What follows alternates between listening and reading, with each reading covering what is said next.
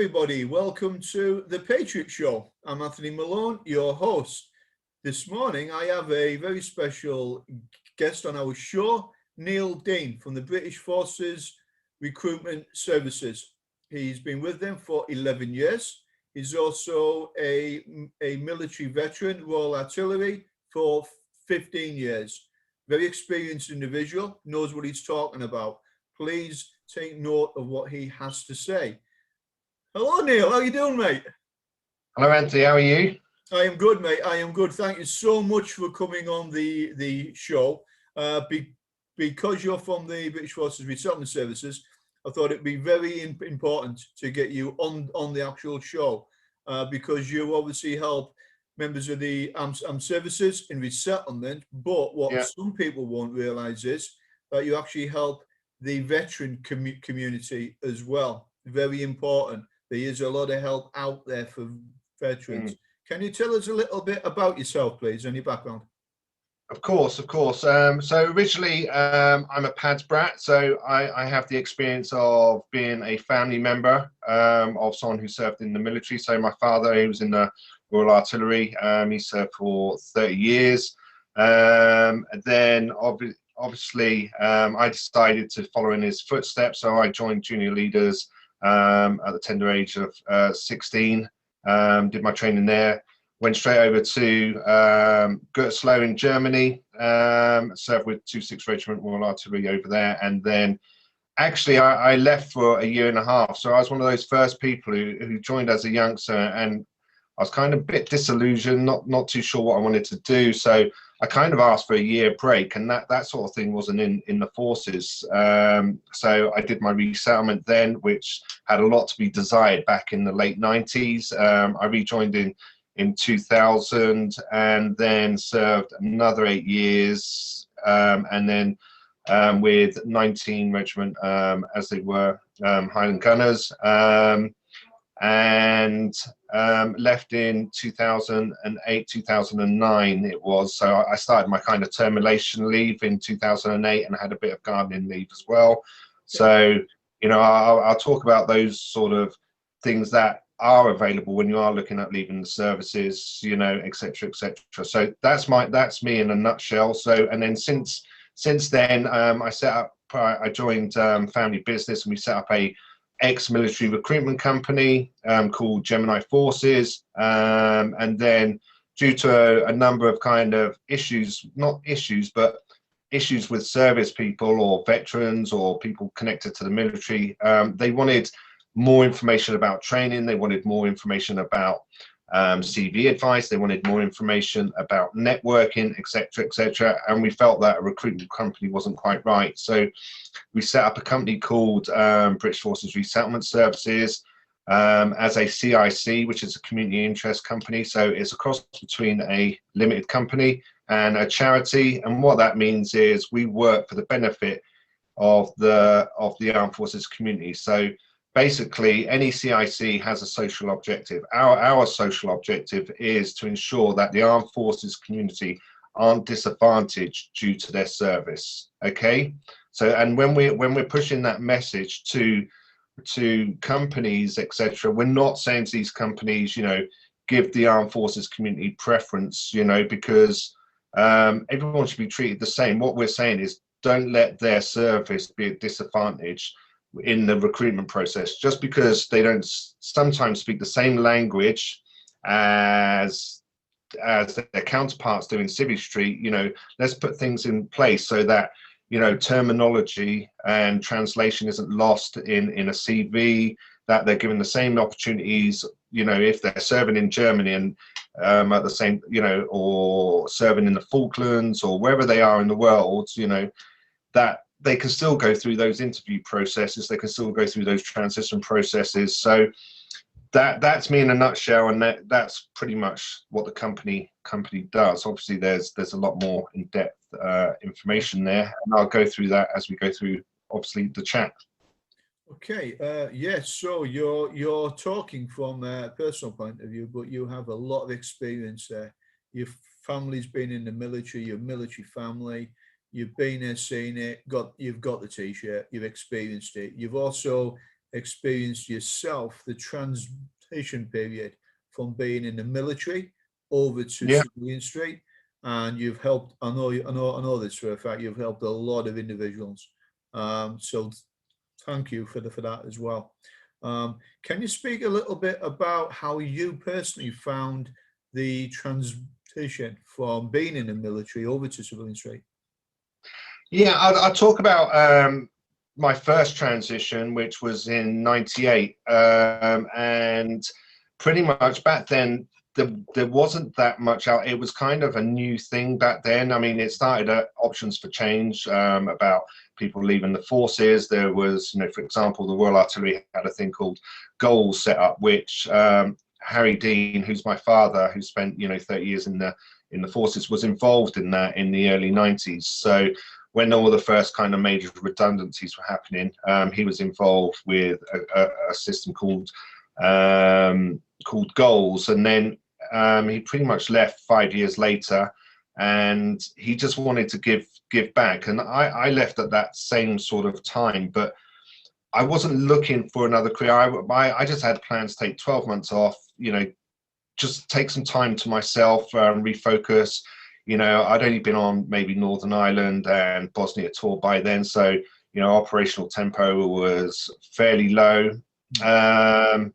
So I got out, did 12 months of just, I suppose in general terms, I was, young. I just bummed around for 12 months and did what I wanted to do, and I wasn't really focused on any kind of transition. Rejoined, and then obviously 9 years later, went through the kind of same resettlement process, which was way more advanced. There was a lot more options there with training providers, with employment options.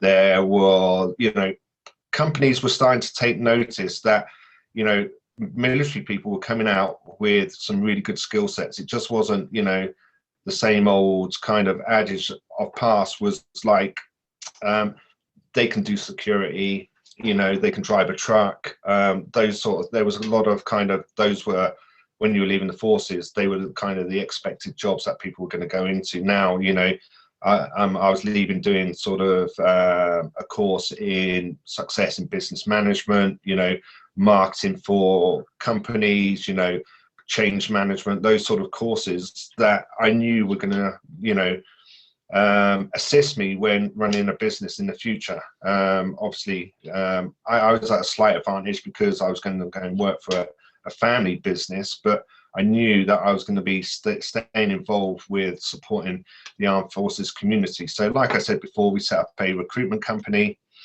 and we were placing people, into jobs around the world. And I remember one day I placed this guy into Afghanistan doing JCB sales, and we got a fee of sort of like £17,000, and it just kind of just didn't sit right with me. It kind of, it wasn't I was making money out of the forces people. It was just that industry were willing to pay for those sort of skill sets to send a guy who had, experience of being in that environment in Afghanistan, who knew stuff about JCB kind of trucks. So we're looking at, it was ex-Royal Engineer, and had pretty much as I suppose most military people have a bit of the gift of the gab. So it was a good combination. They took him out and he become really, really successful. But at the same time, we were getting kind of inquiries, like I said before, about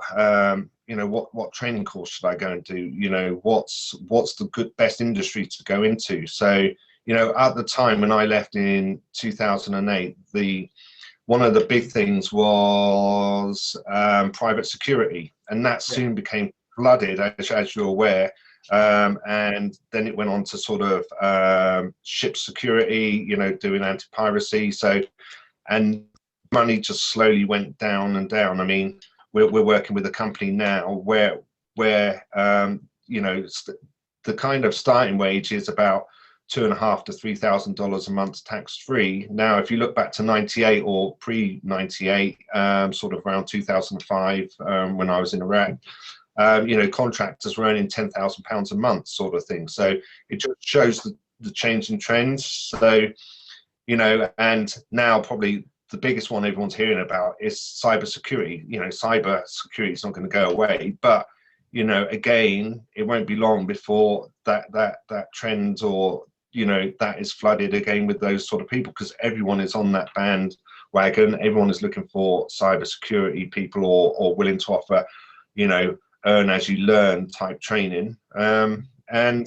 again, that's just going to keep going on. So there are future careers. So you know, you're going to see those changes. I mean, the one thing I would speak about, or one thing I regret most, is that as soon as you join the army, or you join the Royal Navy or the RAF or any other service around the world, it's about personal development. You know, I never paid it no attention. I wasn't interested. In fact, I'm one who struggles to get my sort of head into a book and start learning about other subjects. I'm one of these kind of practical people, like to learn while I'm doing it, sort of thing. So one of the things I wish I had done, though, is use my you know, my standard learning credits each year, and just kind of prepared for that time when I was leaving the military. So you know, I know there's a lot more focus when you're in the forces now, but make sure you make the most of that personal development. Make sure you're preparing for that time you are leaving civility. You can never prepare you know, earlier enough, really, in a nutshell. I think that is a very important message to people who are about to come out of the services. Take a step back, prepare properly, look what you want to do as much due diligence as you can, and get yourself all squared away, prepare for yourself coming out, and give yourself the best chance for when you come out as well. Can you speak about your organization a little bit, your international network and your access to employees? Of course. So you know, we work with hundreds of organizations on a yearly basis, and that could be pretty much, you know, a one-man band. So you know, someone who's pretty much self-employed looking for a laborer. It can be a school that's looking for a facilities manager.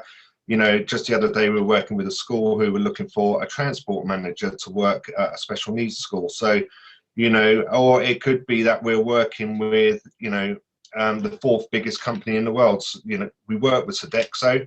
They are the fourth biggest employer in the world. So, you know, they employ nearly 500,000 people. That's how big they are. So people are not aware of that, you know, and being in the services, you will only see a small part of what Sodexo do. So, you know, there's a lot of jokes about Sodexo and their food, you know, on, you know, fill your boots, etc., and you know, they do have their faults. But just like any sort of battle group, if you look at any of these companies, they're all the jobs that are on offer there, apart from obviously, you know, frontline jobs using your rifle. I mean, their frontline jobs could be driving a truck, sort of thing. But you have all those support kind of careers in the background. So you've got people working in admin, people working in finance, people working in HR. Obviously, you've got your supervisors, your managers, people working at CO level, or you know, brigadier level, that are going to be sort of executives, etc. But you know, they're the sort of organizations we will work with. We work with training providers. Now, I know when I left, and I've heard it as well when people are leaving, you know, these training providers, all they're after is my money. Well, yeah, that's their business, you know, and if you're leaving the forces and you're looking to retrain, then you're going to have to pay for that retraining. Okay, so one of the things you've got to be prepared for is you can say, oh, so and so did this course, but it hasn't done them any good. Well, did so and so do their preparation? You know, did they make sure that was the right course for the right career path they were looking at? You know, there's no point just saying, well, I want to be a telecoms communications engineer, so I'm going to go and, you know, work for BT and end up doing the wrong course and then can't get that employment, because, you know, that's your fault for not doing the research beforehand, you know. And there's plenty of organizations like ourselves, you know, there's CTP out there, and I know they get slated, but, you know, the fact of the matter is they do a good job. And, you know, there's a lot of other organizations that do a good job. Normally the ones that get, the people that are slating these organizations are the ones that don't meet you halfway. So, you know, there's only so much you can help someone. They have to help themselves. You know, companies are not going to write your CV for you. You know, you're going to have to put the work in. If you want someone to write your CV for you, then you're going to have to pay for that service. You know, it's like you can do your own plumbing in your house, but if you want it done properly, or, you know, you want someone who's going to do a good job and do it experienced, then you're going to pay for that, you know. And that's the same with anything in this walk of life. Is training providers are a necessity. But you know, if you look at what you want to do, if you've already got the basic skill sets, is there any point in maybe doing a plumbing course and then going out and expecting to compete with someone who's got 30 years plumbing experience? Yeah. You know, because why not go and find that company that has these 30-year kind of people these people with 30 years experience, and ask them if you can do a work placement with them. You know, that's just as valuable as doing a training course. So, you know, by all means, it does, because I think, you know, you can gain just as much from a work placement as you can from retraining. So, you know, it depends on what you want to do. I mean, I know I'm kind of jumping all over the place, but one thing I always advise people is make a list of things you like to do. So what do you enjoy, you know? Okay. What skill sets do you have, on the other hand? Okay.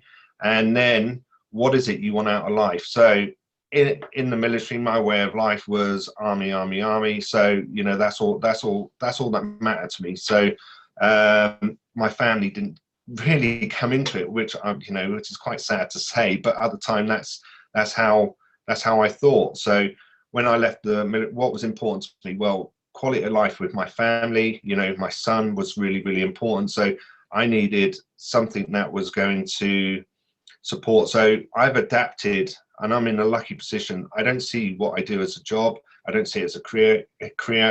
I'm quite lucky. I see it like I did the military. It's a way of life. So it allows me to spend as much time as I want with my family, you know, deal with any issues that I need to deal with, and also doing something by giving back to the armed forces community. Now, I think everyone, to a certain degree, can find that kind of medium. So if you want a second career, and, you know, you're willing to put in, you know, 40 to 60 hours a year, and you really want to, you know, reach the ceiling like you did in the military, then, you know, all good to you. But I see it all the time where you've got LE majors coming out who have spent 35 years in the military, do not want no responsibility at all. For them, the important thing is a job that brings in a bit of income, and one that's going to give them quality home life. So they'll maybe go and do part-time HGV driving job. You know, I can see people saying, well, they've got a big pension to support them. Well, you know, that's the same with anything.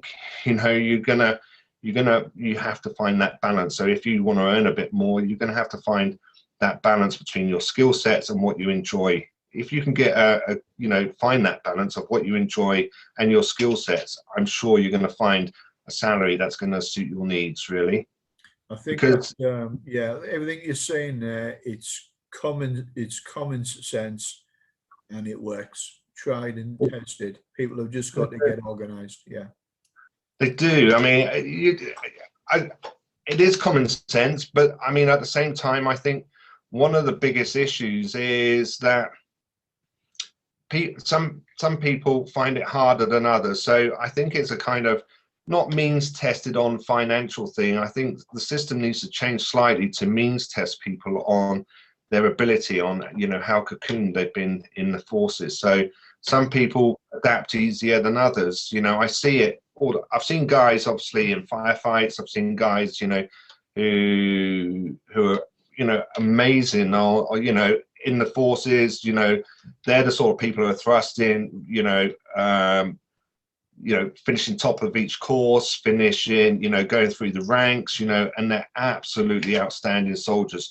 You put them at a careers fair, and sometimes some of these guys are like scared rabbits in front of, like, you know, headlights, really. Yeah. So it's a case of, I think what's going to ease that is, like I've said before, is the preparation into Civvy Street, like you would in anything, but also asking for that support. I know we spoke just before off air about guys and girls being afraid to ask for support, but don't be, there's whenever we run a job fair, face-to-face job fair, we always encourage ex-forces people to be on these stands, because you can relate to them. Then they've been in your position, they know what it's like. We have not just employers and trainers there, we have charities who come along, but also, if you see me on the door and you're not sure, just grab me and say, can I have a chat about something? If you're on Facebook and you're struggling or something, just put a message out there. You'll be surprised how many of your friends pick up the phone to you and say, what can I do for you?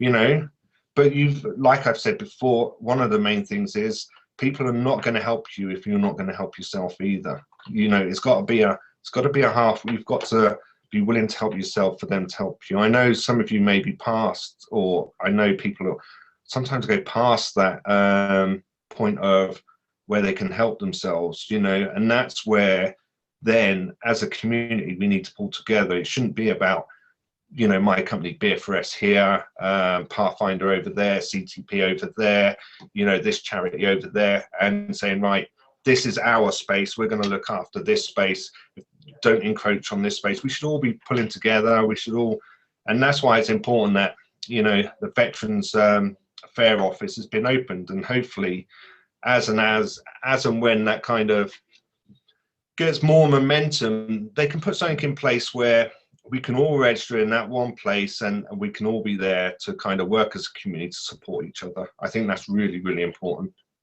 Yeah, I think you hit on something there. What I'm speaking from my personal experience, I've noticed that the veteran community is very splintered at the moment in time, more so now than what I've ever witnessed it.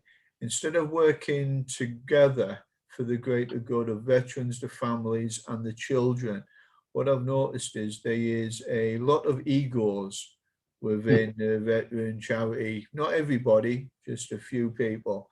And they, instead of working together, they try and rip each other down a lot, which to me does not make any logical sense at all. It's unproductive, it is negative, and it shouldn't be happening. Veterans help veterans. You do not attack each other. End of. All right. Right. That is the way it should be. We have all worn the uniform. We've all served Queen and country.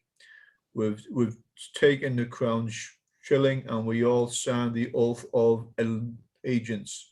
So work together for the greater good of veterans and the families and the children.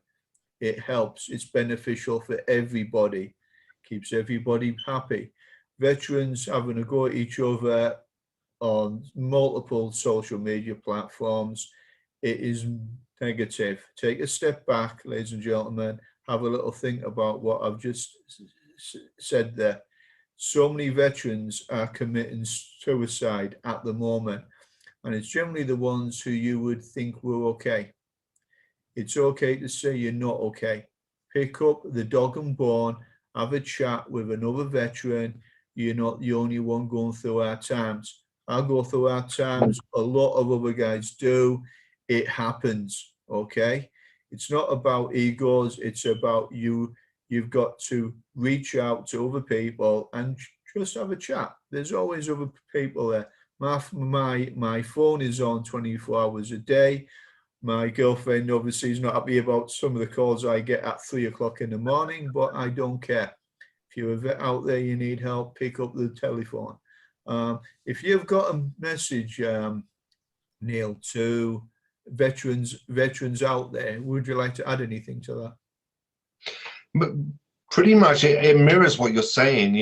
We've got to support each other. It isn't about egos, and it isn't about when you served. It doesn't matter if you've done 5 tours of Afghanistan. It doesn't matter if you've done 1 tour of Afghanistan, or you just did 5 tours of Northern Ireland, or you picked up an SLR, or you picked up a rifle A2, or you know, we've all been in that same boat. We've all gone through a transition.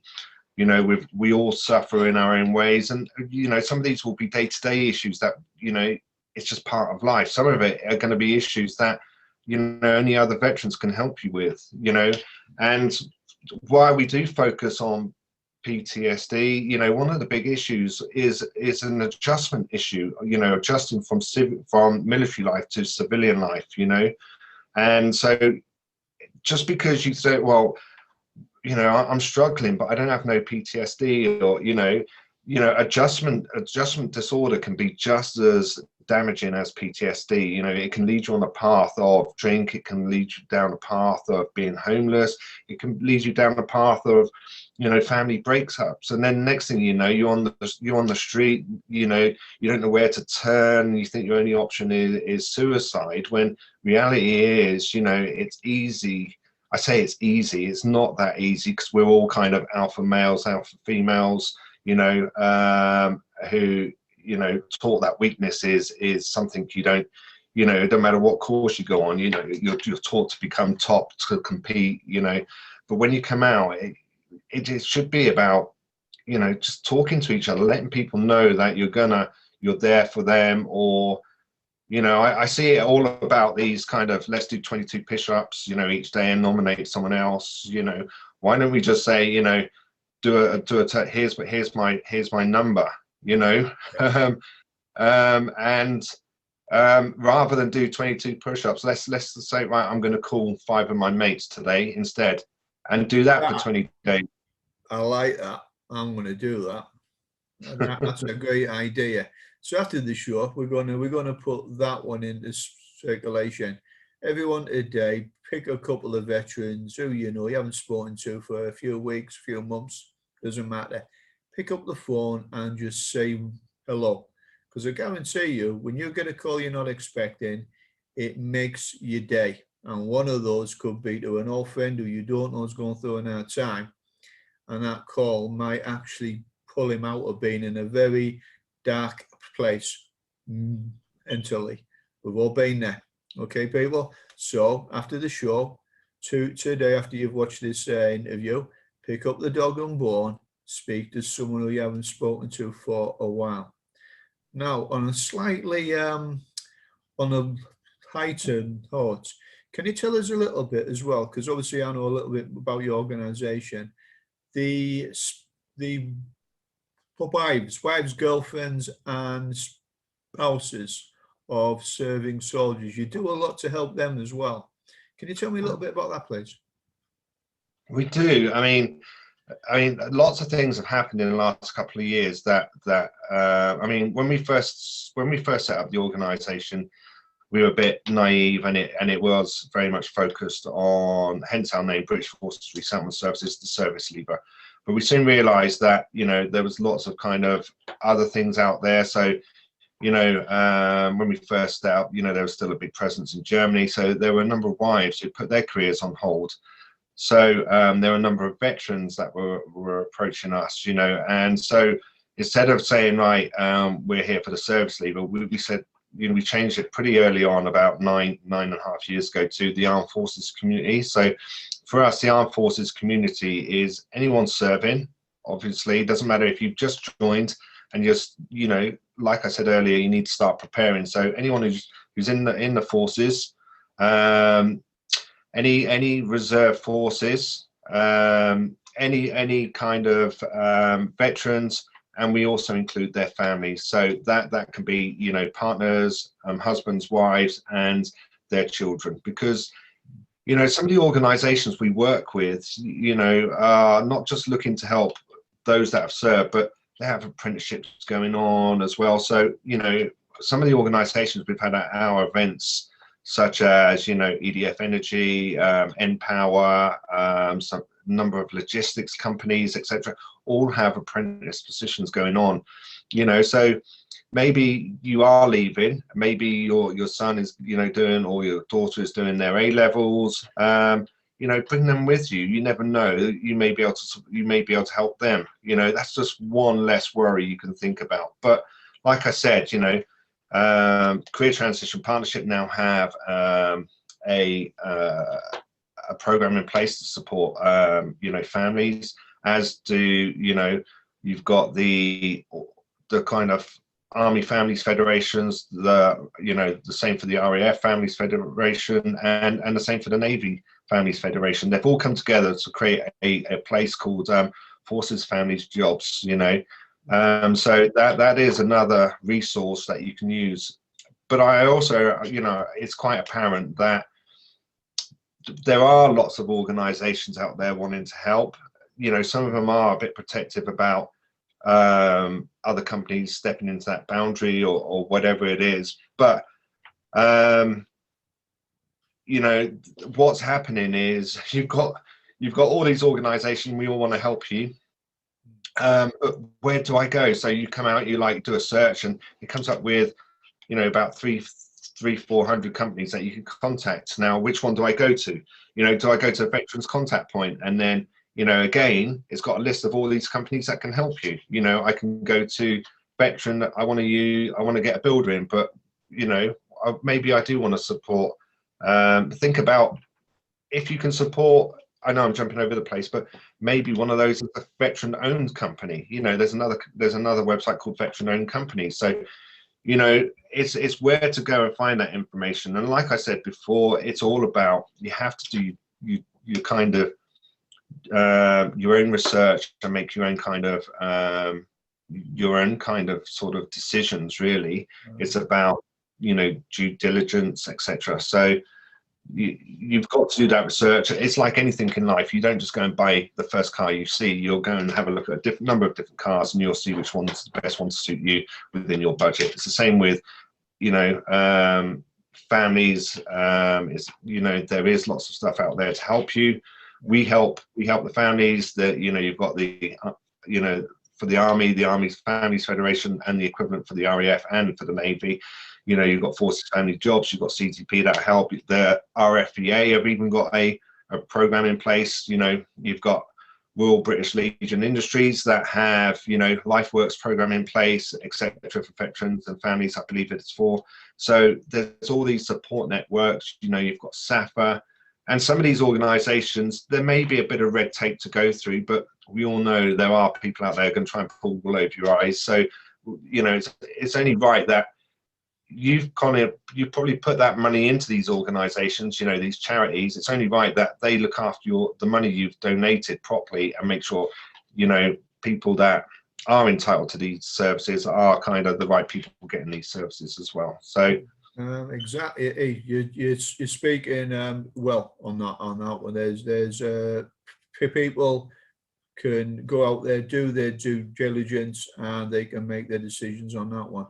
Can you give us the information? Where can people find your organization? Do you have a website, a Facebook page? Yeah, we're on every social media channel there is. We normally come under British Forces Resettlement Services. So, if you we've got our own company pages on each one. So if you put British Forces Resettlement Services on any social media platform, will come up. We've got a fairly large page on Facebook. We've got a big following on LinkedIn. You can put in www.bfrss.org.uk and look at our website there. But one of the things that I prefer is just pick up the phone and give us a call.